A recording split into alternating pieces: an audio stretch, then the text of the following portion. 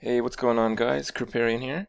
So recently on MMO Champion and a couple other websites, you saw that the Mists of Pandaria content has come out and the beta is going to be released soon. So some of you don't know what to do. You don't know if the game's going to be good, you don't know when it's coming out, you don't know how it works with your schedule and the other games you might want to play. So today I'm going to go over what I think is going to happen time-wise with the release of the beta and the game itself. So hopefully I can give you guys a better idea what you plan to do with your time. So first I'm going to show you guys a little table I made here that includes all the release dates and other critical points of the previous expansions. And I'm going to come back to this so we can see if we can get an estimate that goes within similar guidelines for Mists of Pandaria. Now the primary thing I want you guys to take a look at from the spreadsheet is that the duration of the beta is the single largest factor in the release date from the NDA press release date.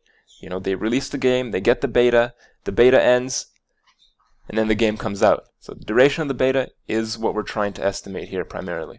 Now, when you're checking out my spreadsheet, you can see that when you compare the duration of the betas for Cataclysm, Wrath of Lich King, and Burning Crusade, the Cataclysm beta actually was out a lot longer. The reason I think this is so is because there were much fewer people at the start of it, and the game was very unfinished in its earlier stages of the beta. Now, when it comes to the Mists of Pandaria beta duration, the single largest factor I think is going to be related to the annual pass. Now, what the annual pass allows people to do is to automatically get enlisted in the initial release of the beta. Now, you may think that's not a big deal, and you might be right, but that would be a question of scale.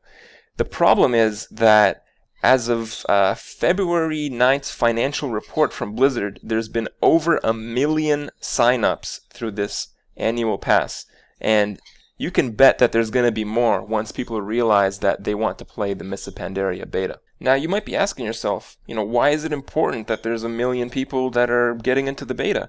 Well, the thing is, it takes a lot of resources to get 1 million people on servers playing your game, especially from scratch, which may be the case here.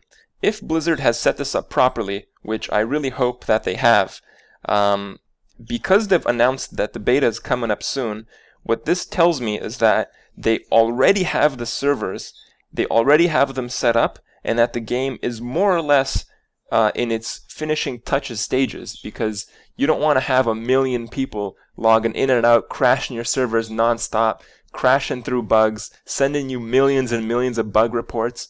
You can't have that. You need to have the game pretty much done, the servers pretty much ready. If by some chance this was some huge oversight and the servers get slammed when this beta comes out, expect like a Christmas release on this game. Now, let's consider the optimistic chance that, the game is in its finishing touches stages, they got the servers set up. So, what's left? What's left is the amount of content. So, when Cataclysm came out, there was a ton of new zones, and there's quite a few bosses, especially at the hardcore rating level. There was quite a few very difficult bosses to test and finely tune in the beta. From this figure, you can see that Mists of Pandaria will probably be more like Wrath of Lich King and Burning Crusade rather than Cataclysm when it comes to the size and the design of the zones, as well as the number of bosses and what you can expect from that front. So given that the game isn't its finishing touches, and they just want people to finely tune and make sure they get all the values right in their balancing, and that the scale of the zones and the scale of the bosses and the encounters is more like Wrath of the Lich King, we can expect a similar timetable guideline as Wrath of the Lich King and Burning Crusade when we use our spreadsheet comparison. The main concern with applying the Wrath of the Lich King timetable to Mists of Pandaria is that the release will be much earlier than the typical, November, December, January type of game release. And that's why a lot of people still have that opinion. They say, Mists of Pandaria, definitely November, December, for sure. But one thing they're not really taking into account is that, you're going to have 1 million people on this beta. Server costs are not cheap. They have a big incentive, a financial incentive, to finish up and wrap up the beta as quickly as possible. Also, you might have a lot of pissed off customers in World of Warcraft because, as you probably very well know, there's nothing to do in World of Warcraft right now. How would you like another year of nothing to do? Most people wouldn't be very happy about that at all. One last thing to keep in mind is that other Blizzard titles such as StarCraft 2, which was released in late July, don't necessarily follow this, winter timetable of release. Given all that information, given that it's going to be similar to World of Warcraft, but they'll have additional financial incentives to finish quicker, my prediction is that the duration of the beta will be a little bit shorter than Wrath of the Lich King, and my estimate for the release date of Mists of Pandaria is July 24th, 2012. What does this mean for you? Well, if you have a beta, use your time wisely because you might not have that much time in the beta.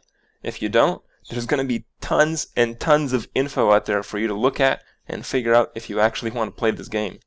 And if you don't give a crap about Pandaland, come play Diablo 3 with me and reconsider it later. See you guys.